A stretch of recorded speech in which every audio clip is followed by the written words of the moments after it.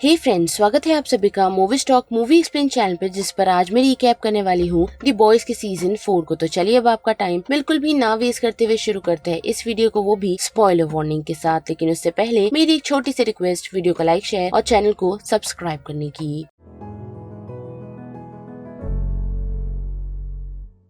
तो episode first की शुरुआत हमें एक प्रेसिडेंशियल कैंपेन से दिखाई जाती है, यानी कि एक इवेंट से, जिसमें हम रॉबर्ट और विक्टोरिया न्यूमन को देख पाते हैं। लेकिन उसी कैंपेन में हम हमारे बॉयज की टीम को भी देख पाते हैं, जो वहाँ विक्टोरिया न्यूमन का खात्मा करने के लिए पहुँचे हैं, वो भी एक आई ड्रॉप की मदद से, जिसके अंदर उन लोगों ने कुछ केमिकल्स डाले हैं ताकि उसकी मदद से वो लोग न्यूमन को खत्म कर सके। पर इतना ही नहीं, बल्कि हम देख पाते हैं कि बुचर की हालत कुछ ठीक नहीं, यानी कि टेम्प वी को इस्तेमाल करने के कारण अक्सर बिली के कानों में से खून निकलता है, साथ ही उसे वॉमिट भी होती है और वो कुछ अजीब अजीब सी बातचीत करता है, कभी कभी हेलुसिनेट होकर के। यानी कि सिंपली हम ऐसा कह सकते हैं कि दी बॉयज की टीम का लीडर अपनी बेस्ट लाइफ नहीं जी रहा है, यानी कि वो धीरे धीरे मर रहा है। और जब किमिको और फ्रेंची आई ड्रॉप्स बदलने के लिए विक्टोरिया की रूम की तरफ बढ़ते हैं, तो उसी दौरान बुचर को पता चलता है कि होमलैंडर और रियाना उस बिल्डिंग में मौजूद है, जिनकी डिटेल उन लोगों के पास मौजूद नहीं थी। और साथ ही होमलैंडर वहाँ बिन बुलाया मेहमान है, और उस वजह से बुचर की मुलाकात रियान से तो होती है, लेकिन उससे ठीक तरीके से बातचीत नहीं हो पाती, क्योंकि होमलैंडर उन्हें इंटरप्ट कर देता है और उनका वो मिनी रीयूनियन डिस्ट्रॉय कर देता है। क्योंकि क्लियरली हम ये देख पाते हैं कि वो रियान को उसकी बातों से, यानी कि उसकी टॉक्सिक बातों से इन्फ्लुएंस कर रहा है, जिस वजह से वो बुचर से ठीक तरीके से बातचीत नहीं करता और होमलैंडर के साथ वहाँ से निकल जाता है। वही बात करें फ्रेंची और किमिको की, तो हम देख पाते हैं कि वो लोग न्यूमन के ड्रॉप्स को बदल नहीं पाए, क्योंकि विक्टोरिया की बेटी जोई ने उन लोगों को देख लिया, जिस वजह से उनके बीच हम थोड़ी सी लड़ाई देख पाते हैं, जिससे किमिको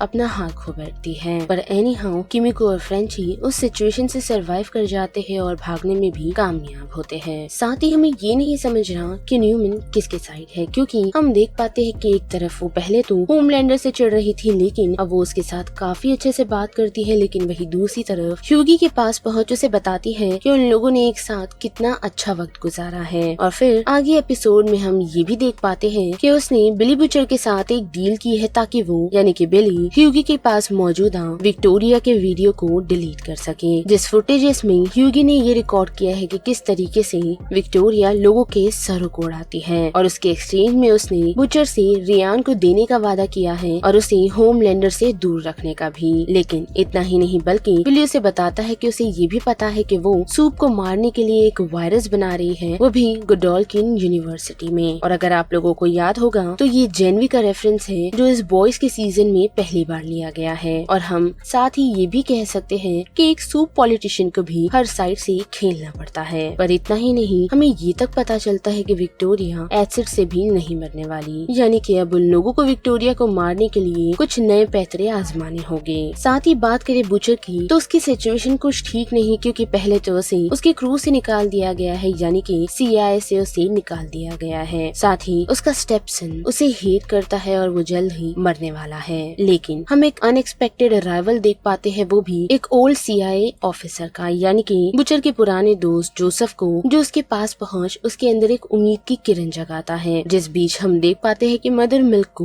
ग्रेस मैलरी और रॉबर्ट सिंगर का काफी हार्श सामना करना पड़ता है। और वही बुचर को जोसेफ से ये उम्मीद मिली है कि अगर वो रियान को उन लोगों को सौंप देगा तो वो लोग उसे गवर्नमेंट का एक असेट बना लेंगे, ताकि उसे वो लोग सेफ रख सके और साथ ही होमलैंडर से दूर भी। लेकिन इतना ही नहीं, बल्कि होमलैंडर डेफिनेटली उसका फायदा उठाना चाहता है, क्योंकि अगर आप लोगों को पता होगा तो रियान वर्ल्ड का एक पहला नेचुरल सुपरबॉर्न है। साथ ही जैसा कि मैंने कहा ही कि बुचर काफी कंफ्यूज है और साथ ही काफी अकेला भी, क्योंकि हम देख पाते हैं कि सेकेंड एपिसोड में मदर मिल्क ने उसे ऑफिशियली उनके ग्रुप से फायर कर दिया है, जिसके साथ साथ उसके पास कोई अपना नहीं, वो भी रियान के अलावा। और जो चीज उसने शुरू की थी सूप्स को खत्म करने की और उन्हें गलत साबित करने की, उस टीम से ही उसे निकाल दिया गया है, जिस वजह से हम ऐसा कह सकते हैं कि बुचर को ये सारी चीजें अब एक सपनी सी लग रही है। जिसके बाद बात करें होमलैंडर की, तो हम देख पाते हैं कि जितना उसने सोचा था उससे कई ज्यादा कठिन एक बच्चे को संभालना उसे अब लग रहा है, क्योंकि वो रियान को खुद की जैसा बनाना चाहता है, जबकि रियान की सोच उससे काफी ही अलग अलग है, क्योंकि वो इंसानों को इंसानों जैसा देखता है, ना कि खिलौने जैसा, जिस वजह से उसे सभी लोगों के सामने प्रेजेंट करने के लिए रियान जब एक ह्यूमन की हत्या कर देता है तो उससे वो काफी अपसेट हो जाता है। साथ ही बात करें दी सेवन की तो हम देख पाते हैं कि उनके नए रिक्रूट ब्लैक नोआर काफी स्ट्रगल कर रहा है इस बारे में कि उसकी 7 में जगह एक्चुअल में है क्या। वही बात करें द डीप की तो वो होमलैंडर के अप्रूवल का काफी बेसब्री से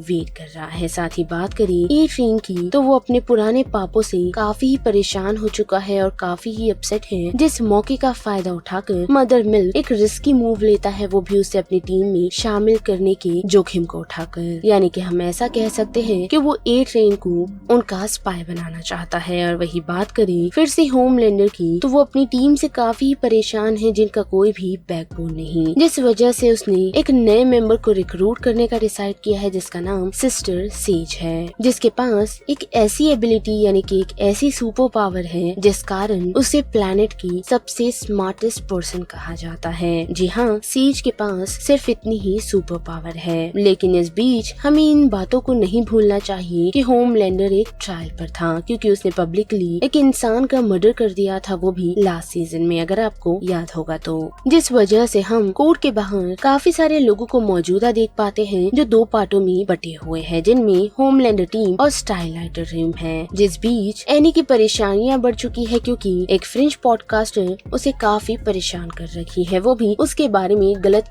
अफवाहें फैलाकर, जिसका नाम फायर क्रैकर है। साथ ही हम ये भी देख पाते हैं कि होमलैंडर सेज के जब अपार्टमेंट उसका जॉब इंटरव्यू के लिए पहुंचा था तो उसने उससे एक सवाल पूछा था कि किस तरीके से ह्यूमन को इस वर्ल्ड से खत्म किया जाए, जिसके जवाब में सेज ने उससे कहा था कि उसे ये काम नहीं बल्कि लोगों को ही ये काम करने देना चाहिए, यानी कि लोग ही खुद को डिस्ट्रॉय कर सकते हैं। और कोर्ट की सिचुएशन को ठीक करने के लिए होमलैंडर ने ए ट्रेन, डीप और ब्लैक नोआर की मदद से उनके फैंस को जमा किया, जिसमें मदर मिल्क की एक्स वाइफ का हस्बैंड भी मौजूद है, जो कि होमलैंडर का काफी ही बड़ा फैन है। लेकिन हम देख पाते हैं कि 3 लोगों को जमा कर होमलैंडर ने अपने तीनों टीम मेंबर की मदद से उन तीनों लोगों की जान ले ली। और जैसे ही कोर्ट ये अनाउंस करता है कि होमलैंडर को बाइज्जत बरी किया जा रहा है, तो बाहर की सिचुएशन थोड़ी और टेंस हो जाती है, जिस मौके का फायदा उठाकर सेज एक स्टारलाइटर फैन बन जाती है और उनमें से एक होमलैंडर फैन पर कॉफी फेंक देती है, जिस कारण कॉन्फ्लिक्ट शुरू हो जाती है, यानी कि लड़ाई। जिस मौके का फायदा उठाकर होमलैंडर उन तीनों डेड बॉडीज को उन सभी के बीच में रख देता है, यही बताते हुए कि स्टारलाइटर के फैंस ने होमलैंडर के 3 फैंस का मर्डर कर दिया है। जिन बॉडीज को उस जगह पर प्लान करने वाला और कोई नहीं बल्कि ए ट्रेन था, जो उस सिचुएशन पे यानी कि मर्डर सिचुएशन पर मौजूद तो था, लेकिन उसने उन तीनों में से किसी भी शख्स को नहीं मारा। साथ ही वो फिलहाल काफी कंफ्यूज है और जैसे कि मैंने कहा उदास भी, जिससे हम ऐसा कह सकते हैं कि इस सीजन में ऑलमोस्ट सभी लोग एक डबल लाइफ जी रहे हैं, क्योंकि हम ए ट्रेन को देख पाते हैं कि उसने स्टारलाइट को फुटेज प्रोवाइड कर दी है कि उसने और उसके फैंस ने उन तीनों लोगों को नहीं मारा है। और वही बात करें डीप की तो उसने अपने क्लोजेट में अपनी ऑक्टोपस गर्लफ्रेंड को हाइड रखा है। वही बात करें फ्रेंची की तो हम देख पाते हैं कि वो रोमांटिकली एक शख्स के साथ इन्वॉल्व हो चुका है, जिसका नाम कॉलिन है, जिससे वो रिहैब में मिला। लेकिन हमें ये भी जल्द ही पता चलता है कि कॉलिन की फैमिली को कुछ साल पहले खत्म करने वाला और कोई नहीं बल्कि फ्रेंची ही था।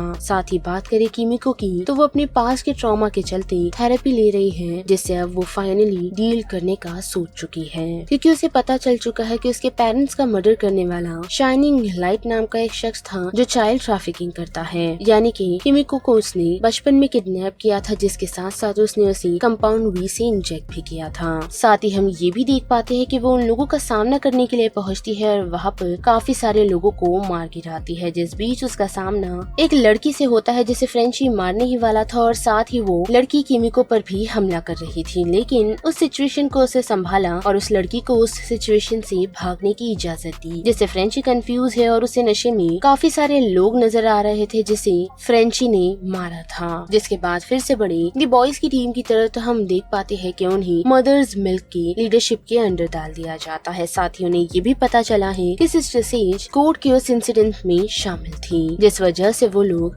उसे फॉलो करते हैं और एक ऐसी जगह पहुंचते हैं जहां पर काफी सारे लोग सेवेंस की वाहवाही कर रहे हैं और साथ ही CIA के साथ साथ और भी काफी लोगों का अपोज, जिनमें हम फायर क्रैकर को देख पाते हैं जो अपनी ऑडियंस के सामने पहुंच, जैसा कि मैंने कहा ही कि स्टारलाइट के खिलाफ उन ऑडियंस के मन के अंदर जहर घोलती है। और वहाँ सेज फायर क्रैकर से ही मिलने के लिए पहुंची थी ताकि वो उसे सेवन में शामिल कर सके, जिसकी मदद से वो स्टारलाइट को बर्बाद कर सके। लेकिन हम देख पाते हैं कि उन लोगों का सामना दी बॉयज की टीम से हो जाता है, जिसमें डेफिनेटली दी बॉयज की टीम ही जीतती है और मदर मिल्क बुचर को थैंक्स कहता है उन लोगों का साथ देने के लिए। लेकिन कुछ समय बाद उन दोनों के बीच लड़ाई हो जाती है, जिसके बाद हम देख पाते हैं कि होमलैंडर ने 3rd एपिसोड में अपनी न्यू टीम अनाउंस की है, जिसमें उसका बेटा रियान भी शामिल है और साथ ही सिस्टर सेज के साथ साथ फायर क्रैकर भी। लेकिन एपिसोड 2 में जैसा कि मैंने आपको बताया ही कि रियान ने 2nd एपिसोड में एक शख्स की जान ले ली, वो भी खुद को लॉन्च करने के चक्कर में, जिसका जिम्मेदार और कोई नहीं बल्कि होमलैंडर है, क्योंकि वो वहाँ अनएक्सपेक्टेडली पहुंच चुका था, जिससे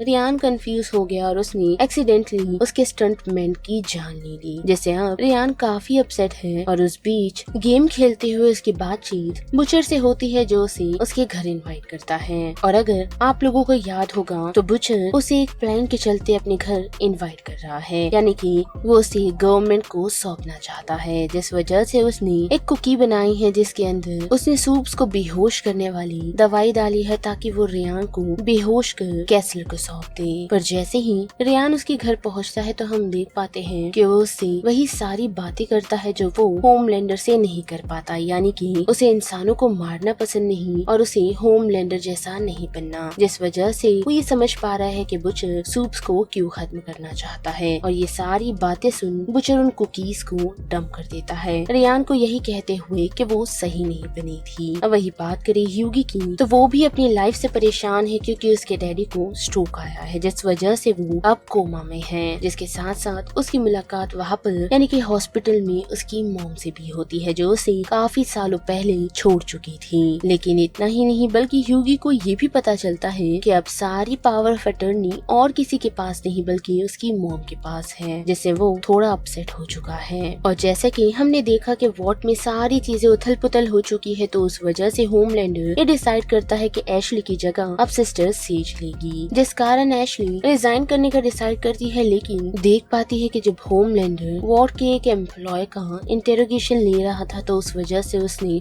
उसकी जान ले ली, तो वो अपने रेजिग्नेशन लेटर को श्रेड कर देती है। साथ ही हम देख पाते हैं कि विक्टोरिया के हाथ कुछ नहीं लगा, यानी कि बुचर से डील करने के बावजूद भी उसकी डील फेल हो चुकी है, जिस वजह से वो होमलैंडर से बातचीत करने के लिए पहुंचती है, जिसके साथ साथ अब सेज भी मौजूद है। लेकिन उसी के साथ एक ट्रेन की मदद से मदर मिल्क को ये पता चला है कि विक्टोरिया और होमलैंडर की बातचीत एक स्टेडियम में होने वाली है, जहाँ पर वॉट से इंस्पायर्ड आइस स्केटिंग म्यूजिकल की रिहर्सल हो रही है, जिनकी बातों को सुनने के लिए ह्यूगी एड डक में चला जाता है। और हम देख भी पाते हैं कि वो ये सुनने में कामयाब होता है कि होमलैंडर और वो लोग इस बारे में बातचीत कर रहे हैं कि विक्टोरिया जैसे ही वाइस प्रेसिडेंट की जगह लेगी तो वो लोग यानी कि होमलैंडर और सेक रोबोट को उसकी पोजीशन से निकाल देंगे, यानी कि विक्टोरिया का रास्ता क्लियर करेंगे ताकि वो प्रेसिडेंट बन जाए और एक फ्री वर्ल्ड को खुद चला सके, जिसके बाद क्या होमलैंडर एक नई वर्ल्ड की शुरुआत करेगा। लेकिन इस बीच होमलैंडर को पता चल जाता है कि ह्यूगी उन लोगों की बातचीत कर रहा है, जिस वजह से वो अपनी आई लेजर की मदद से उसे मारने का डिसाइड करता है। लेकिन अनफॉर्चुनेटली ह्यूगी उस सिचुएशन से बच निकलने में कामयाब होता है, लेकिन जो आइस स्केटिंग प्रैक्टिस कर रहे थे उन लोगों की जान चली जाती है। साथ ही ये ट्रेन उसे उस सिचुएशन से बचाने में भी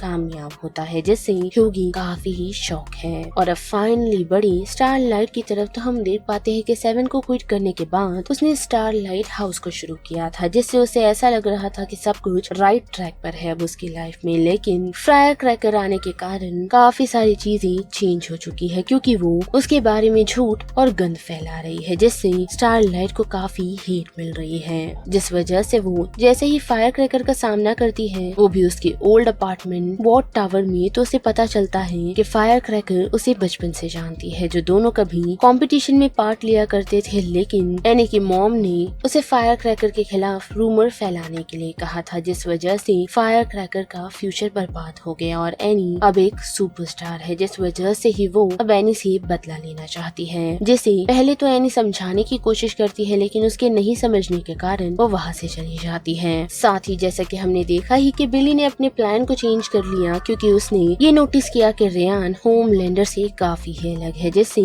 कैसर परेशान हो चुका है और वो उसे यही कहता है कि अगर वो उसे ट्रेन करने का तरीका नहीं ढूंढ पाया तो उसे मारने का तरीका ढूंढना होगा। साथ ही वॉट टावर में जैसे ही रेयान लौटता है तो होमलैंडर ये सेंस कर पाता है कि वो बिली बुचर से मिलकर आया है, जिस वजह से हम उसका फिजिकल ब्रेकडाउन देख पाते हैं, जिससे रेयान घबरा कर अपने रूम में चला जाता है। वही बात करें होमलैंडर की, तो उसने जिस मिरर को तोड़ा था उसमें वो अपने रिफ्लेक्शंस को देख पाता है, जो उसे शांत रहने के लिए कह रहे हैं और ये भी बता रहे हैं कि किस तरह CIA और बाकी लोगों के कारण वो खुद को कमजोर कर रहा है, जो उसे नहीं करना है। यानी कि उसके रिफ्लेक्शंस उसे शांत रहकर खुद का कमबैक करने के लिए कह रहे हैं।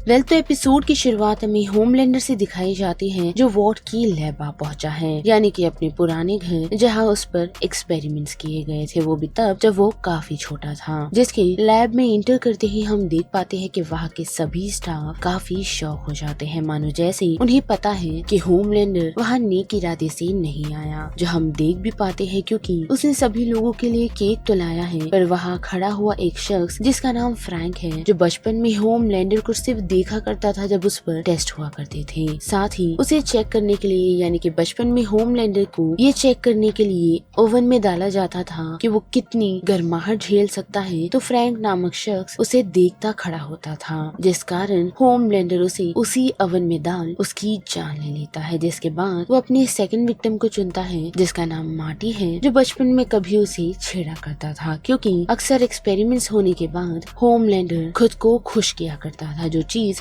उस शख्स ने देख ली थी, जिस वजह से वो उसे छेड़ा करता था। और वही सेम चीज अब होमलैंडर उसे सभी लोगों के सामने करने के लिए कहता है, जो डर के कारण उससे नहीं होता, और होमलैंडर उसकी भी बड़ी ही बेदर्दी से जान ले लेता है। जिसके बाद उस सिचुएशन पर बारबरा पहुंचती है, जो होमलैंडर को शांत करने की कोशिश कर रही है और उसे यही बता रही है कि उसके स्टाफ को टॉर्चर कर उसे कुछ मिलने वाला नहीं, क्योंकि वो सिर्फ बारबरा का ऑर्डर मानते थे। लेकिन इतना ही नहीं, बल्कि वो उसे ये भी बताती है कि वो कितना डेंजरस था पैदा होने से पहले और पैदा होने के बाद भी, जिसे कंट्रोल में लाना काफी मुश्किल हो रहा था, जिस वजह से उन लोगों ने उसे कंट्रोल में लाने का डिसीजन नहीं लिया। पर अनफॉर्चुनेटली बारबरा का ये अटेम्प्ट फेल होता है और हम देख पाते हैं कि होमलैंडर वहाँ के मौजूदा सभी वर्कर्स को उस रूम में ट्रैप करता है जहाँ कभी उसे बचपन में रखा करते थे, जिसे वो लोग रेड रूम कहते हैं। और हम देख पाते हैं कि होमलैंडर ने वहाँ सभी स्टाफ्स की जान ले ली है। जिसके बाद बड़ी सिस्टर सेज और फायर क्रैकर की तरफ तो हम देख पाते हैं कि दोनों ही एनी यानी कि स्टार लाइट को सभी लोगों के सामने बदनाम करने के लिए द ट्रुथ बॉम्ब नाम का एक एपिसोड उसके ही ऑफिस के बाहर चलाने वाले हैं, जिससे एनी पूरी तरह एक्सपोज हो जाएगी और उससे उन लोगों को, साथ ही वॉट को एक और सपोर्ट मिल जाएगा। जहाँ हम देख पाते हैं कि फायर क्रैकर एनी को एक्सपोज करती है, यही बताते हुए कि वो कोई सुपर हीरो नहीं बल्कि वो एक फेक सुपर हीरो है, क्योंकि अपने पावर को सीखने के चक्कर में उसने एक सिविलियन की जान ले ली थी। और फायर क्रैकर को रोकने की नाकाम कोशिश हम बॉयज की देख पाते हैं, क्योंकि उन लोगों ने उसे ये ब्लैकमेल किया है कि फायर क्रैकर एक माइनर के साथ संभोग में थी, जिसके बारे में वो सभी लोगों को बता देंगे। लेकिन फायर क्रैकर को उस बातों से फर्क नहीं पड़ता और वो लाइव टीवी पर जाकर इस बारे में खुद ही बता देती है, यही कहते हुए कि उसे इस चीज का काफी ही दुख है, लेकिन उसने पश्चाताप किया है और आगे से वो ऐसी चीजें नहीं करेगी। पर फिर हम देख पाते हैं कि एनी का पेशेंस टूट जाता है, क्योंकि फायर क्रैकर सभी लोगों के सामने ये बताती है कि उसने एबॉर्शन करवाया है, जो चीज सुन एनी खुद पर कंट्रोल नहीं रख पाती और लाइव टीवी पर जाकर उसे मारना शुरू करती है। जिसके बाद क्या स्टारलाइट लाइव टीवी में कैप्चर हो जाती है, जिससे उसकी इमेज डिस्ट्रॉय हो जाती है और उस वजह से बॉब सिंगर अब उसकी हेल्प नहीं लेना चाहता, जो पहले उसके साथ मिल वॉर्ड को रोकने वाला था, लेकिन अब उसे ये डर है कि स्टारलाइट के साथ मिलकर वो अपने वोट्स को खो देगा। जिसकी बात बड़ी ह्यूगी के फादर की तरह तो हम देख पाते हैं कि उनके पास अब जीने के लिए ज्यादा दिन नहीं बचे, जिस वजह से ह्यूगी किमिको के साथ जाकर एड्रियन से मिलता है ताकि वो उसे कुछ चीज चुराने के लिए कहे, पर अनफॉर्चुनेटली वहाँ ह्यूगी और किमिको पर अटैक हो जाता है, वो भी शाइनिंग लाइट के बदौलत। जिस सिचुएशन को किमिको हैंडल तो कर लेती है, लेकिन उसी के साथ हमें पता चलता है कि शाइनिंग लाइट उसे बिल्कुल पसंद नहीं करती, क्योंकि पास में किमिको ने उसके साथ कुछ बुरा किया था, यानी कि वो उसे फोर्स करती थी फाइट करने के लिए। साथ ही हम देख पाते हैं कि ह्यूगी को एड्रियन कंपाउंड भी ला कर दे देता है, जिसे ह्यूगी ने माफ करने का डिसाइड किया है। जिस एक्सचेंज को बुचर नोटिस कर लेता है और उसी के साथ वो उसे इस्तेमाल करने से मना भी करता है, क्योंकि उसका असर किसी लोगों पर अच्छा होता है तो किसी लोगों पर बुरा। जिसे लेकर ह्यूगी अपने फादर के पास पहुंचता तो है, लेकिन उसे इस्तेमाल नहीं करता, पर अनफॉर्चुनेटली उसके वहाँ से जाते ही उसकी मॉम कंपाउंड बी को उसके फादर में इंजेक्ट कर देती है। लेकिन इतना ही नहीं, बल्कि इस एपिसोड में हम ये भी देख पाते हैं कि सिस्टर सेज अपने बढ़ते हुए ब्रेन के चलते खुद पर लोबोटॉमी करते रहती है, जिसने इस बार दीप को उसकी हेल्प करने के लिए कहा है, जो वो करता भी है और उसके बाद वो दोनों करीब भी आते हैं। और उसी के साथ बात करें बुचर की तो हम देख पाते हैं कि उसके साथ अनएक्सपेक्टेड चीजें हो रही है, मानो जैसे उसे अपनी वाइफ नजर आ रही है और साथ ही उसकी बॉडी में चलते हुए हम वॉर्म्स को देख पाते हैं। लेकिन इतना ही नहीं, बल्कि उसने एक शख्स को भी मारा है अपनी पावर के चलते, जिन चीजों का उसे एहसास ही नहीं और साथ ही याद भी नहीं। और वही दूसरी तरफ बात करें फ्रेंची की तो हम देख पाते हैं कि उसने कॉलिन से सच कह दिया है, यानी कि उसने कॉलिन को ये बता दिया है कि उसने ही उसकी फैमिली को मारा था, जिससे चिड़ वो पहले तो उसे मारने की कोशिश करता है, लेकिन फिर उसे छोड़ वहाँ से चला जाता है। और अब बड़ी 5th एपिसोड की तरफ, जिसकी शुरुआत हमें होमलैंडर से ही दिखाई जाती है, जिसका पर्सपेक्टिव घर जाने के बाद बदल चुका है, यानी कि वॉर्ड की लैब जाने के बाद उसमें काफी चेंजेस आए हैं, वो भी मेंटोरशिप को लेकर, यानी कि रियान को लेकर, जिसे वो यही बताता है कि उसे बचपन से ही मैनिपुलेट किया गया था, जो चीज वो अपनी बेटी के साथ करना नहीं चाहता, बल्कि वो ये चाहता है कि रियान वो चीज करे जो उसे सच में अच्छी लगती है। जिसके जवाब में रियान उसे बताता है कि उसे सच में लोगों की हेल्प करनी है, यानी कि फेक टीवी शो जैसा नहीं बल्कि एक्चुअल में। जिस वजह से होमलैंडर उसे वॉर्ड के एक कलीग एडम के पास ले जाता है और उसे उसकी पीए से माफी मांगने के लिए कहता है, वो भी उसे अनकंफर्टेबल फील करवाने की वजह से। जिसके साथ साथ एडम की पीए उसे काफी बार स्लैप भी करती है, जिस वजह से हम होमलैंडर और रियान के मुंह पर एक अजीब सी स्माइल नोटिस कर पाते हैं, जैसे हम ऐसा भी कह सकते हैं कि वो दोनों इन चीजों से काफी सेटिस्फाइड है, या फिर उन लोगों का ये मानना है कि ये माफी एडम के लिए बस नहीं, यानी कि हम ऐसा कह सकते हैं कि रियान सच में धीरे धीरे होमलैंडर जैसा बन जाएगा, जिसका डर बुचर को हमेशा रहा है। और वही बात करें फिर से बॉयज की तो हम देख पाते हैं कि वो लोग स्टैन को जेल से छुड़ाने की बात कर रहे हैं, साथ ही उसे जोई की कस्टडी दिलवाने के लिए भी, पर उसके बदले स्टैन को उन लोगों की हेल्प करनी होगी ताकि वो उन लोगों को एक वायरस दे सके, यानी कि द बॉयज को वो वायरस चाहिए जिसकी मदद से सूप्स खत्म हो सकते हैं या फिर उन्हें काफी ज्यादा हार्म हो सकता है, जो चीज कहीं न कहीं जेनवी की तरफ हमें कनेक्ट करते हुए ले जा रही है। और अगर आप लोगों ने जेनवी के एपिसोड्स नहीं देखे हैं तो वरी नॉट, क्योंकि चैनल पर लिंक ऑलरेडी एडेड है और आप लोग उस सीरीज को भी मेरे चैनल पर कंटिन्यू कर सकते हो। वेल तो एनीवेज बड़े फिर से बॉयज की तरफ, जहाँ हम देख पाते हैं कि स्टैन उनके इस प्लान से अग्री कर जाता है और सीधा उन लोगों को विक्टोरिया न्यूमन की उस लोकेशन पर ले जाता है जहां वो आती रहती है, और साथ ही उस वायरस को लेकर वहां वो एनिमल्स पर टेस्ट कर रही है। जिस लोकेशन पर वो लोग आ तो पहुंचे हैं, लेकिन वहां पहुंचते ही द बॉयज, स्टैन और साथ ही विक्टोरिया जो वहां ऑलरेडी पहुंच चुकी है, वो सभी लोग समीर को ढूंढना शुरू करते हैं। जहाँ पहले तो स्टैन और विक्टोरिया जोई की पेरेंटिंग को लेकर आर्ग्यू करते हैं, साथ ही बड़ा कंसर्न अब उन लोगों के लिए वी पम्प्ड एनिमल को लेकर लगा हुआ है, क्योंकि उनमें वायरस इंजेक्ट करने के बाद ही चिकन क्या शीप्स काफी डेंजरस हो गए हैं, जो इंसानों को भाजी समझ चबाए जा रहे हैं। और ऐसे ही उन लोगों की मुलाकात समीर से होती है, जो खुद को उन सभी एनिमल से छुपाते हुए बांध में बैठा है। लेकिन इतना ही नहीं, बल्कि हमें ये भी पता चलता है कि समीर ही जोई का फादर है। साथ ही अब वायरस का सिर्फ एक ही डोज बचा हुआ है और उन्हें अगर इस सिचुएशन से बचकर निकलना है तो उन्हें उस वायरस का इस्तेमाल करना होगा, जिस वजह से वो लोग लैब असिस्टेंट जो कि मर चुका है उसमें उस वायरस को इंजेक्ट कर बॉडी को बाहर फेंक देते हैं और वो वायरस एनिमल में स्प्रेड हो जाता है, जिससे वो सभी जानवर मारे जाते हैं। लेकिन विक्टोरिया काफी ही उदास है, क्योंकि उसे ऐसा लग रहा है कि समीर एनिमल के अटैक से बच नहीं पाया। पर अनफॉर्चुनेटली ऐसा हुआ नहीं, क्योंकि हम देख पाते हैं कि एपिसोड के एंड में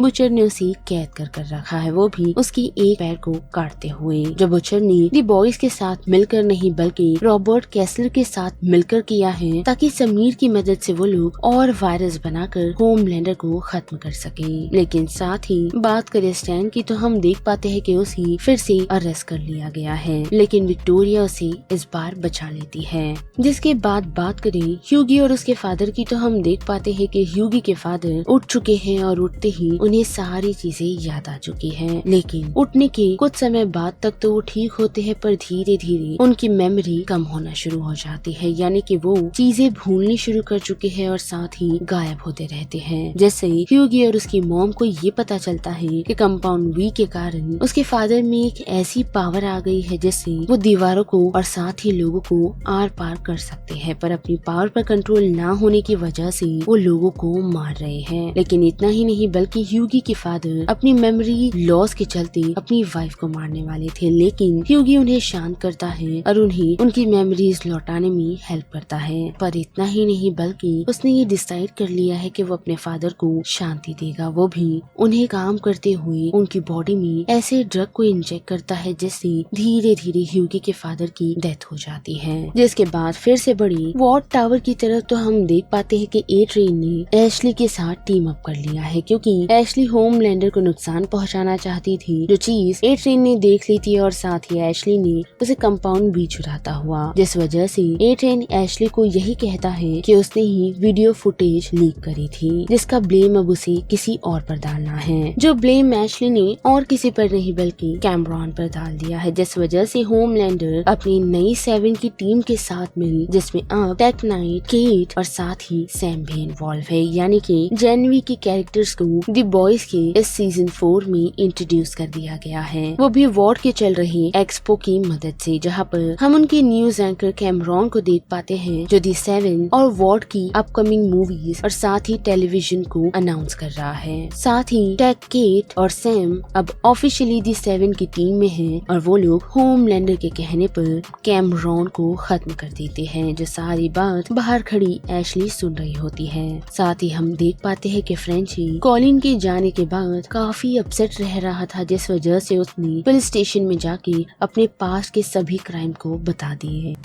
बड़ी एपिसोड की तरफ, जिसकी शुरुआत हमें ठीक लास्ट एपिसोड के एंड से दिखाई जाती है, जहां समीर को बुचर ने किडनैप कर लिया था, वो भी उसके पैर को कट कर, जहां हम देख पाते हैं कि बुचर उसे वो वायरस रिक्रिएट करने के लिए कह रहा है, ताकि उसकी मदद से वो होमलैंडर को खत्म कर सके, ताकि रेयान उस जैसा ना बने, क्योंकि अगर रेयान भी होमलैंडर जैसा बन गया तो दुनिया बर्बाद होनी है। पर समीर उसे बताता है कि होमलैंडर को मारने के लिए जितना वायरस उसने बनाया था उतना काफी नहीं, यानी कि उसे उस वायरस को इतना स्ट्रॉन्ग बनाना होगा जिसकी मदद से वो होमलैंडर को मार सके। पर उसके भी कुछ कॉन्सिक्वेंसेस है, जो कॉन्सिक्वेंसेस ये है कि अगर उसने वायरस को उतना स्ट्रॉन्ग बना लिया तो वो कंटेजियस हो जाएगी और साथ ही हवा में फैल जाएगी, जिसकी मदद से सिर्फ होमलैंडर ही नहीं बल्कि सारे सुपर हीरो खत्म हो जाएंगे। जिस वजह से बुचर काफी कंफ्यूज है और हम नोटिस कर पाते हैं कि जिस जो से वो आज तक बातचीत करता आया था वो कभी असल में था ही नहीं, यानी कि वो जो को हेलुसिनेट कर रहा था ठीक बेका जैसे, जिस वजह से हम देख पाते हैं कि बुचर ठीक तरीके से अपना डिसीजन नहीं ले पा रहा है। साथ ही हमें ये भी पता चलता है कि बुचर के सर में ट्यूमर के कारण वो ये सारी चीजें हेलुसिनेट कर रहा है। और फिर एपिसोड 6 में हम ये भी देख पाते हैं कि Homelander sister says, Victoria Neuman और पार्टी का हेड टेड नाइट, जिसने ये पार्टी ऑर्गेनाइज की है, वो भी उसके घर में, जिस पार्टी में गवर्नमेंट ऑफिशियल्स भी आए हैं और साथ ही कॉर्पोरेट के पावर प्लेयर्स भी। और उन लोगों ने उन्हें पार्टी में इसीलिए बुलाया है ताकि वो लोग उनका सपोर्ट पा पाए, जिसकी मदद से वो लोग न्यूमैन को प्रेसिडेंट बनाए और अपनी मनचाही चीजें करे। पर अनफॉर्चुनेटली उस मीटिंग में हम देख पाते हैं कि उन लोगों के साथ वर्ल्ड की मोस्ट इंटेलिजेंट पर्सन तो है, लेकिन फिलहाल कुछ डिसएडवांटेजेस के कारण, क्योंकि हम देख पाते हैं कि उसके ब्रेन को एक टेम्पररी डैमेज हुआ है, जिस वजह से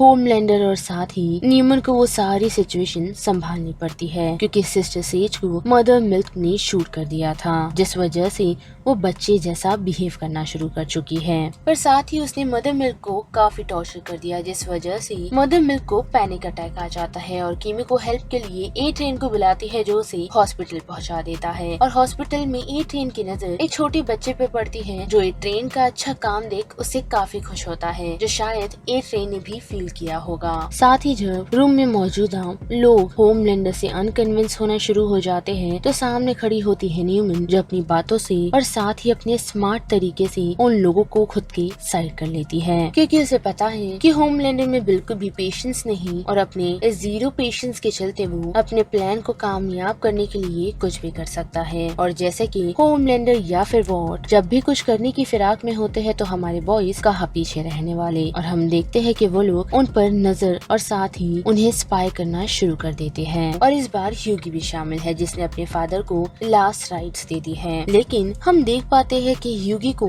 द बॉयज ने वेब वीवर बनाकर भेजा है, यानी कि हम चीफ स्पाइडरमैन कह सकते हैं, वो भी टेक नाइट की पार्टी में, जिसके लिए सबसे पहले मदर मिल्क वेब वीवर को ड्रग्स देकर बेहोश करता है, जो सीन थोड़ा नहीं बल्कि काफी ही घिनौना था। पर अब उन लोगों ने ह्यूगी को भेजने का डिसाइड किया है ताकि वो लोग होमलैंडर और न्यूमैन के प्लान को जान पाए। बट अनफॉर्चुनेटली वो सारा सिनेरियो ह्यूगी के लिए अच्छा नहीं होता, क्योंकि हम देख पाते हैं कि टेक नाइट और साथ ही एशली उसके साथ अश्लील हरकतें करते हैं। पर बुरा उसके साथ तब होता है जब टेक नाइट ये फिगर आउट कर लेता है कि वेब वीवर और कोई नहीं बल्कि फिलहाल ह्यूगी है, जो उसके भेस में उसकी पार्टी में आ पहुंचा है, जो जानते ही टेक नाइट उसे प्रॉपरली टॉर्चर करने लगता है। पर लकीली स्टारलाइट और किमी को उसे बचाते हुए उस सिचुएशन में पहुंच जाते हैं। पर उसी के साथ उन लोगों को ये भी पता चलता है, वो भी टेक नाइट के एक स्लेव की मदद से, कि होमलैंडर और सेज टेक नाइट के काफी सारे कैंप्स को यानी कि प्रिजन्स को इस्तेमाल करने वाले हैं, वो भी अमेरिका के लोगों को कैद करने के लिए, जो चीज अमेरिका के लोगों के लिए अच्छी नहीं, यानी कि दी बॉयज को अब सच में कुछ न कुछ करना होगा। और जैसे ही ये इन्फॉर्मेशन लेकर वो लोग वहाँ से निकल रहे होते हैं, तो हम देख पाते हैं कि टेक नाइट का वो स्लेव उसे जान से मार देता है, यही कहते हुए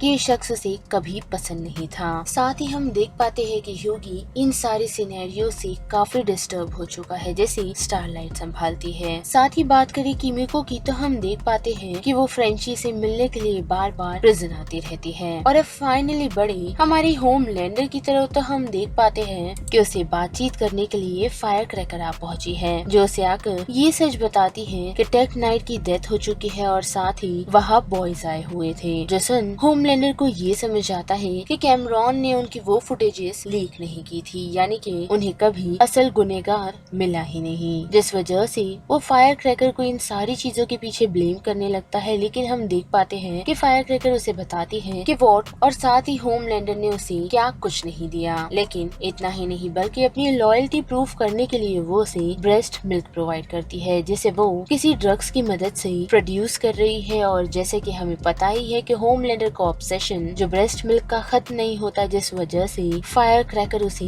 बच्चों जैसा संभालना शुरू कर देती है। एपिसोड की शुरुआत में रियान से दिखाई जाती है, जो एक पपेट शो कर रहा होता है, जिस पपेट शो में हम देख पाते हैं कि होमलैंडर सभी लोगों को ये मैसेज पहुंचाना चाहता है कि अगर कोई भी अमेरिका से नफरत करता है तो उन्हें कॉल कर बताया जाए, जो चीज वो एक बच्चे के जरिए करवाना चाहता है। और वो चीज रियान को पसंद नहीं आती और वो वहाँ से उठकर चला जाता है, जिसके बाद ये सीन मुड़ता है सेज की तरफ, जो होमलैंडर और फायर क्रैकर के पास आ पहुँचती है, जहाँ होमलैंडर उसे बताता है कि उन्हें अभी तक गद्दार नहीं मिला, क्योंकि अभी भी बॉयज उनका पीछा कर रहे हैं। जिसके जवाब में सेज बॉयज यही कहती है कि वो इन सारी चीजों के पीछे तहकीकात कर रही है। साथ ही बॉयज उनके प्लान के बारे में किसी को नहीं बताने वाले, क्योंकि उन्हें सिर्फ विक्टोरिया को उसकी सीट पर से हटाना है। लेकिन होमलैंडर कैमरॉन के मरने पर भी दुखी है। अब वही बात करें एनी की, तो हम देख पाते हैं कि उसकी बातचीत उसकी मॉम से हो रही है, जो उसे बताती है कि उसने अबॉर्शन करके ठीक नहीं किया क्योंकि वो स्टारलाइट है। लेकिन हम देख पाते हैं कि एनी अपनी मॉम को यही कहती है कि वो एक इंसान भी है, पर उसी के साथ उसे पता चलता है कि ह्यूगी ने उसके स्टारलाइट के कॉस्ट्यूम के अपने पास रखा हुआ है, जिससे वो काफी चिढ़ जाती है। तो ह्यूगी उस कपड़े को उठाकर फेंक देता है और उसी के साथ हम देख पाते हैं कि सीज एक स्नाइपर को हायर कर रही है, जिसकी फोटोज एट्रियन क्लिक कर एमएम तक पहुंचा देता है। और जब बॉयज इन सारी बातों के बारे में बातचीत ही कर रहे होते हैं, तो वहाँ पर बिली आ पहुँचता है और उन सभी को समीर वाले प्लान के बारे में बताता है, और साथ ही ये भी कि उसने फ्रेंची को जेल से निकाल लिया है, जो समीर के वायरस को फैलाने से बचाएगा, ताकि वो वायरस सिर्फ होमलैंडर को मार सके, जिसके लिए एमएम मान जाता है। और साथ ही वो किमिको को भी फ्रेंची की हेल्प करने के लिए भेजता है। लेकिन उसी के साथ वो शूटर को पकड़ने की जिम्मेदारी बिली, ह्यूगी और स्टारलाइट को दे देता है, साथ ही ये भी बताते हुए कि वो अब बॉयज की टीम का मेंबर नहीं, साथ ही लीडर भी नहीं, यानी कि अब से सारी चीजें बिली को संभालनी है। जिसके बाद वहाँ से निकल एमएम अपनी वाइफ के पास पहुँचता है, जिसे उसने यहाँ से जाने के लिए कहा है ताकि वो अपनी फैमिली को सेफ रख सके। लेकिन एमएम की वाइफ उसे भी अपने साथ चलने के लिए कह रही है, जिस वजह से वो सोच में पड़ जाता है। और वही दूसरी तरफ हम देख पाते हैं कि एट्रियन को ये पता चल चुका है कि होमलैंडर को ये पता चल गया है कि कैमरॉन गद्दार नहीं था, जिस बारे में वो एशली को आके बताता है। तो वो काफी घबरा जाती है, साथ ही वो काफी नशे में होती है। तो एट्रियन उसे शांत कर वहाँ से निकल जाता है। जिसके बाद हमें फिर से बिली, ह्यूगी और स्टारलाइट दिखाए जाते हैं, जो तीनों ही उसी स्नाइपर को पकड़ने के लिए पहुँचे हैं। लेकिन अनफॉर्चुनेटली उन लोगों के हाथ एक शेप्ड शिफ्टर लग जाती है, जो ह्यूगी को थोड़ा सा घायल कर उस सिचुएशन से भाग निकलती है। और उसी के साथ बड़ी फिर से एट्रियन की तरफ, तो हम देख पाते हैं कि वो एमएम से बातचीत करने के लिए पहुंचा है। लेकिन वो देख पाता है कि एमएम ने फ्लाइट की टिकट निकाली है, यानी कि वो यहाँ से भाग रहा है, जिस वजह से वो उसे बताता है कि एमएम के कारण उसने पहली बार किसी बच्चे को खुश करवाया है, जो चीज उसने पहली बार ऑफ कैमरा की, और उससे उसे काफी अच्छा भी लगा। और उसे इस बात से बिल्कुल भी खुशी नहीं हो रही है कि एमएम अपने दोस्तों को ऐसे ही छोड़ यहाँ से भाग रहा है। साथ ही हम ये भी देख पाते हैं कि होमलैंडर ने वेब व्यूअर को अपने पास बुलाया हुआ है, जिसे बातचीत करने के चक्कर में हम देख पाते हैं कि वेब व्यूअर काफी सारे वेब को रिलीज कर रहा है, क्योंकि वो काफी नर्वस है। जिस बातचीत में वो लोग उससे उसके कॉस्ट्यूम के बारे में पूछते हैं, जो ह्यूगी के पास कैसे पहुंचा, जिसके जवाब में वो यही कहता है कि वो लोग बहुत खतरनाक हैं, जिन्होंने उसे आसानी से बेवकूफ बना दिया। और इससे ज्यादा वो कुछ कह नहीं पाता, क्योंकि जैसे ही होमलैंडर उसके करीब जाता है तो वो और डरने लगता है, और उसके वेब रिलीजिंग के कारण होमलैंडर उसे वही खत्म कर देता है। जिसके बाद फाइनली बड़ी किमिको और फ्रेंची की तरफ, तो पहले तो उन लोगों की बातचीत समीर से होती है, जो उन्हें इस वायरस को उतना ही सीमित रखने के लिए कहता है जिससे होमलैंडर की जान जाए, क्योंकि उसे विक्टोरिया को नहीं खोना। जिसके लिए फ्रेंची हाँ कहता है, और हम देख पाते हैं कि वो दोनों यानी कि फ्रेंची और किमिको की बातचीत हो रही है, जिस बातचीत में हम देख पाते हैं कि किमिको उसे काफी नाराज है और उसे बताती है कि उसे पता है कि उसने ये सारी चीजें क्यों की, जो सेम चीज किमिको डेली ही करती है, क्योंकि उसने भी कभी डेली लोगों को मारा है, वो भी बिना कारण। पर इन सारी चीजों से अब उन्हें दूर जाना है, जिस वजह से वो लोग ये डिसाइड करते हैं कि समीर से वायरस बनाने के बाद वो लोग उसे रिलीज कर देंगे। और वही बात करें डीप की, तो हम देख पाते हैं कि जैसे ही वो अपने कमरे में रिटर्न आता है, तो उसकी ऑक्टोपस उसे बताती है कि उसे पता है कि वो अक्सर सीज के साथ टाइम स्पेंड कर रहा है, जिस वजह से उन दोनों के बीच झगड़ा हो जाता है और डीप गलती से वाटर टैंक तोड़ देता है, जिस कारण ऑक्टोपस की जान चली जाती है और उससे वो काफी दुखी है। लेकिन वहाँ से वो सीधा होमलैंडर से मिलने के लिए पहुँचता है, जिसने उसे किसी तरह का मिशन दिया है। वही हम देख पाते हैं कि ह्यूगी विक्टोरिया से बात करने के लिए पहुंचा है और उसे ये सारी चीजें रोकने के लिए कहता है। लेकिन विक्टोरिया का ये मानना है कि पॉलिटिक्स में ऐसी छोटी मोटी चीजें होती रहती है, और वो ह्यूगी की बातों को इग्नोर कर देती है। और फिर जैसे ही एनी और बिली बॉयज के ठिकाने पर पहुंचते हैं, तो हम देख पाते हैं कि डीप और नोयर उन लोगों का वेट कर रहे हैं, जो दोनों को वहाँ उन लोगों को मारने के लिए भेजा गया है। पर अनफॉर्चुनेटली ऐसा हो नहीं पाता, क्योंकि एट्रियन और बिली उन लोगों को वहाँ बचाते हुए पहुँच जाते हैं। लेकिन फिर एट्रियन वहाँ से निकल एशली को वॉट टावर से निकालने का डिसाइड करता है, लेकिन एशली मना कर देती है और उसे जाने से पहले यही कहती है कि उसे अपने अंदर से जीपीएस निकाल लेना चाहिए। जिसके बाद हम देख पाते हैं कि बॉयज की टीम बार में बैठी है, जहाँ एक लेडी एनी के साथ फोटो निकाल वहाँ से चली जाती है। साथ ही एमएम ने अपनी वाइफ को मना कर दिया है और उससे अकेले जाने के लिए कह दिया। और वही बात करें होमलैंडर की, तो वो एट्रियन के धोखे से काफी परेशान है, जिसे उसकी लोकेशन तक नहीं मिल रही है और वो इस बारे में जैसे ही सेज को बताता है तो सेज उसे कहती है कि उसे ऑलरेडी पता था, जिससे वो काफी चिढ़ जाता है और उसे यहाँ से जाने के लिए कहता है। पर सेज का ये मानना था कि वो ए ट्रेन तक वही इन्फॉर्मेशन पहुँचाती थी जिससे वो बॉयज तक पहुँचा सके और उसकी मदद से वो लोगों को गुमराह कर रही थी, जिससे होमलैंडर और चिढ़ जाता है और उसे वहाँ से निकलने के लिए कह देता है। साथ ही फायर क्रैकर भी जब उसे अपनी क्लोजनेस ऑफर करती है तो वो उसे भी वहाँ से जाने के लिए कहता है। लेकिन बात करें डीप और नॉयर की तो वो लोग सेज को जाता देख दुखी होते हैं और उसे रोकने के लिए कहते हैं, जिससे उन्हें समझ आता है कि सेज उन दोनों के साथ मजे कर रही थी, जो चीज उन्हें काफी हर्ट करती है। साथ ही बात करें समीर की तो हम देख पाते हैं कि उसने फाइनली वायरस बना लिया है, लेकिन वो चालाकी करता है यहाँ से भागने के लिए, जिस वायरस को लेकर किमिको के पैर पे गिरा देता है, जिससे धीरे धीरे उसका पैर सुन्न होना शुरू हो जाता है और उस वजह से फ्रेंची समीर को रोक नहीं पाता, पर साथ ही वायरस को रोकने के लिए वो किमिको का पैर कट कर देता है। और इन सारी बातों के बारे में बॉयज की टीम को भी पता चलता है, जिसके बाद वो लोग फ्रेंची को काम पर लगा देते हैं। साथ ही अगर इस वायरस से होमलैंडर नहीं मरा तो विक्टोरिया तो जरूर मर जाएगी, जिसके बाद वो सभी काम पर लग जाते हैं। लेकिन बात करें रियान की तो उसे अभी भी पपेट शो काफी खल रहा है, जिसे उसके फादर का मैसेज मिल चुका है और उसने उसे कहा है कि वो उस पपेट शो को जल्द से जल्द खत्म करे, जिसे वो करने के लिए रेडी तो हो जाता है। लेकिन लाइव टीवी में ही वो सभी लोगों को ये कहता है कि उन्हें इन सारी बातों पर ध्यान नहीं देना चाहिए, बल्कि अपना क्रिसमस अपनी फैमिली के साथ एंजॉय करना चाहिए और उन्हें कभी धोखा नहीं देना चाहिए। जो देख होमलैंडर काफी ही चिढ़ा हुआ है, लेकिन बिली काफी ही खुश है, लेकिन वो कुछ समय बाद बेहोश भी हो जाता है। साथ ही बात करी ह्यूगी की तो हम देख पाते हैं कि वो एनी को ये बताता है कि वो विक्टोरिया से मिलने के लिए गया था, लेकिन वो स्टारलाइट का कॉस्ट्यूम पहन उसके पास आकर उसके करीब जाती है, जिसके कुछ समय बाद जैसे ही ह्यूगी की आंख लगती है तो हम देख पाते हैं कि ह्यूगी का लैपटॉप लेकर एनी वहाँ से निकल रही है, जो कि एनी नहीं बल्कि एक शेप शिफ्टर है, जिसने एनी को एक जगह कैद रखा हुआ है, वो भी बाहर से कैप्चर कर, जहाँ से एनी निकल नहीं पा रही। एपिसोड की शुरुआत हमें ए ट्रेन की मूवी कैंसिलेशन से दिखाई जाती है। साथ ही इलेक्शन भी शुरू हो चुके हैं। वही बात करें एमएम की तो फ्रेंची पर दबाव डाल रहा है कि वो जल्द से जल्द वायरस को एक्सट्रैक्ट करे। वही बात करें शेप शिफ्टर एनी की तो उसने ह्यूगी को अभी तक फंसा कर रखा है, जिसने उसे शादी के लिए तक प्रपोज कर लिया है। साथ ही हम देख पाते हैं कि बिली की हालत काफी ही खराब है, जिसे फिर से जो कैसलर सूप्स को मारने के लिए मना ही रहा होता है। साथ ही उससे मिलने के लिए मेलरी आ पहुंची है, जिससे फोन लेकर वो किसी को टेक्स्ट करता है। वही बात करें होमलैंडर की तो रेयान के सामानों को एक जगह रख ही रहा था कि उसकी नजर बिली के भेजे हुए प्रेजेंट यानी कि उनकी फैमिली फोटो पर पड़ती है, जिसे वो काफी चिढ़ जाता है और तबाही मचाने लगता है, जिसे देख रेयान वहाँ से चले जाता है। वही बात करें शेप शिफ्टर एनी की तो उसने एनी के पास जाकर उसकी और ह्यूगी की सारी बातें बता दी है, साथ ही ये भी कि उसने उसे शादी के लिए प्रपोज किया है। जिसके साथ साथ लाइव न्यूज में हम देख पाते हैं कि होमलैंडर न्यूमन को एक्सपोज कर देता है कि वो एक सूप है, जिससे न्यूमन काफी ही चिढ़ जाती है, लेकिन लाइव टीवी पर कुछ कहती नहीं और बैक स्टेज जाकर उसे कुछ कहे उससे पहले ही वो उसकी आधी बात सुन वहाँ से चला जाता है। और हम देख पाते हैं कि वो और किसी के पास नहीं बल्कि एशली के पास पहुँचा है, उसे यही बताते हुए कि उसे उन लोगों की लिस्ट बनानी है जो दी 7 या फिर उनके बारे में कुछ न कुछ जानते हो, जिससे वो लोग एक्सपोज हो सके।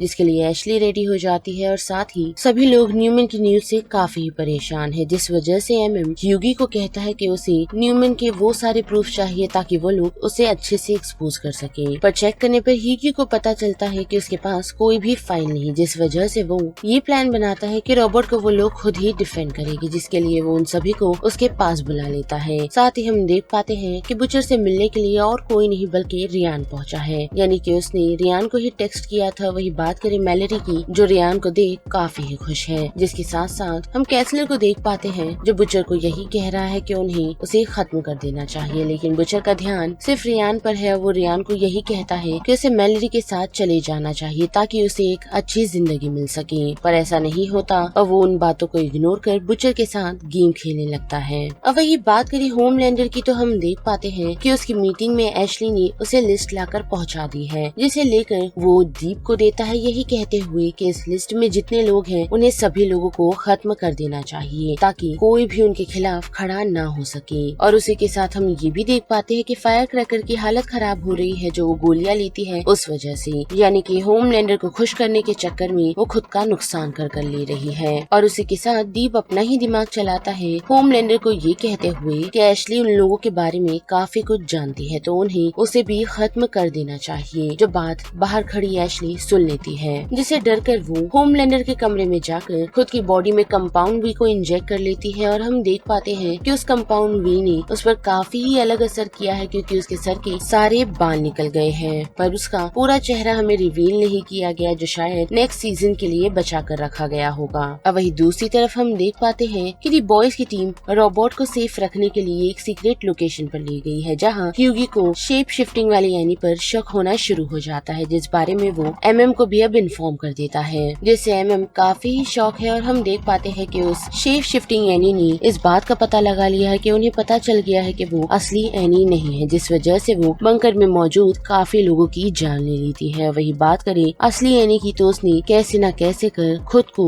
उस हथकड़ी से छुड़ा लिया है, पर हम देख पाते हैं कि वो रोबोट को खत्म करे उससे पहले ही एनी पहुंच उसे खत्म कर देती है, यानी कि असली वाली एनी उस लोकेशन पर पहुंच उस शेप शिफ्टिंग एनी को खत्म कर देती है। और ये जान न्यूमन काफी ही हैरान है और साथ ही परेशान भी कि रॉबर्ट बच चुका है। जो बात वो और किसी को नहीं बल्कि होमलैंडर को बताते हैं, जिससे वो काफी ही चिढ़ जाता है और वो न्यूमन को ही धमकाने लगता है, उसे ये कहते हुए कि उसे अब उसके ऑर्डर फॉलो करने हैं और अगर उसने ऐसा नहीं किया तो ये उसके साथ साथ उसकी बेटी के लिए अच्छा नहीं होगा। साथ ही फ्रेंची ने वायरस को एक्सट्रैक्ट कर लिया है, जिससे सभी लोग खुश तो है, लेकिन बात करें एनी और ह्यूगी की तो उन दोनों की रिलेशनशिप अब कॉम्प्लिकेटेड हो चुकी है, क्योंकि ह्यूगी ने अपना काफी सारा वक्त उस शेप शिफ्टर के साथ काटा था, जिससे एनी अब नाराज है। जहाँ ह्यूगी भी अपना पॉइंट रखने की कोशिश करता है, जिसके साथ साथ उसे न्यूमन का कॉल आता है उसे यही बताते हुए कि वो उन लोगों का साथ देने को तैयार है, यानी कि उसे वो होमलैंडर की सारी वो इन्फॉर्मेशन दे देगी और साथ ही गवर्नमेंट की भी, पर उसके बदले उन लोगों को होमलैंडर को खत्म करना होगा ताकि उससे उसे और उसकी बेटी को खतरा ना हो। साथ ही हम देख पाते हैं कि दीप यानी कि होमलैंडर के कामों को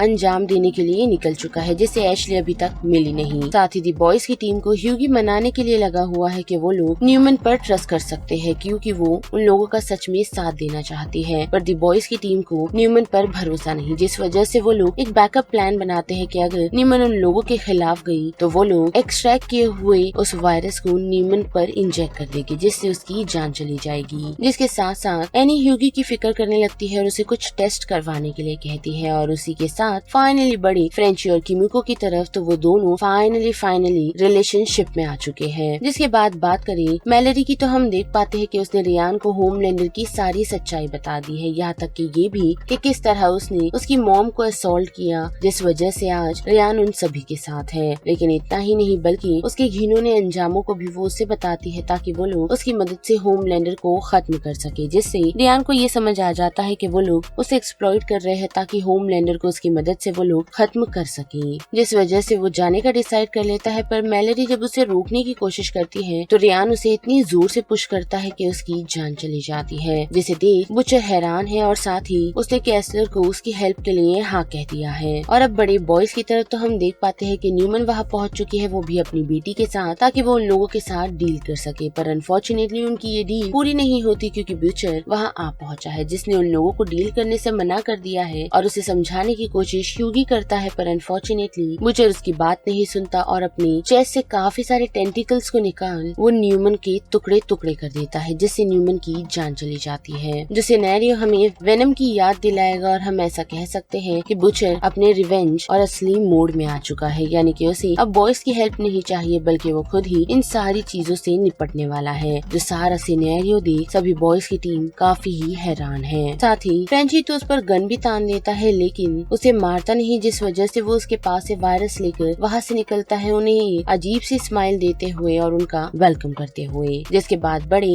होमलैंडर की तरफ जो ये न्यूज देख रहा है कि न्यूमन की मौत हो चुकी है और उससे मिलने के लिए और कोई नहीं बल्कि सिस्टर सीज आ पहुंची है, जिसने ऑलरेडी सारी सिचुएशन को संभाल लिया है क्योंकि उसने न्यूमन की मौत का इल्जाम रॉबर्ट पर डाल दिया, जिस वजह से उसे अरेस्ट कर लिया गया है। यानी कि सिस्टर सीज ऑलरेडी इन सारी चीजों के लिए प्रिपेयर थी क्योंकि उसे पता चल चुका था कि होमलैंडर कैसा है, जिस वजह से उसने सारी प्लानिंग अकॉर्डिंगली कर रखी है। जिसके साथ साथ वो हमें ये तक कहती है कि फेज 2 में और मजा आने वाला है। लेकिन इतना ही नहीं बल्कि उसने प्रेसिडेंट को भी मना लिया है ताकि ताकि वो होमलैंडर से बातचीत कर सके और साथ ही होमलैंडर का साथ दे सके। जिसके बाद क्या मार्शल सभी लोगों के सामने होमलैंडर को एक्सेप्ट करता है और साथ ही सूप्स को सत्ता में आने की इजाजत दे देता है, जिस वजह से होमलैंडर अब सत्ता में है, यानी कि बवाल हो चुका है। जिस बवाल से बचने के लिए हमारी बॉयज की टीम यहाँ से भागना शुरू कर देती है, पर अनफॉर्चुनेटली ऐसा होता नहीं, क्योंकि किमिको और फ्रेंची को पकड़ते हुए केट और सैमा पहुँचते हैं, यानी कि जेनवी के वो दो अजीब से कैरेक्टर। लेकिन इतना ही नहीं, बल्कि हमें ये भी पता चलता है कि स्टारलाइट की पावर वापस आ चुकी है। साथ ही न्यूमैन की बेटी को उसी जगह भेज दिया जाता है जहाँ से न्यूमैन बचकर आई थी, और वो कभी भी अपनी बेटी को वहाँ जाने नहीं देना चाहती थी, जिस जगह का नाम रेड रिवर है। और ऐसे ही सभी बॉयज की टीम को ऑलमोस्ट पकड़ लिया जाता है, पर बचकर निकलती है सिर्फ एनी, क्योंकि उसकी पावर लौट चुकी है और उसे पकड़ने के लिए सिंडी को भेजा जाता है, जिसके पास 11 जैसी पावर है। पर अनफॉर्चुनेटली स्टारलाइट उसे बचकर निकलने में कामयाब होती है, वो भी काफी तेजी से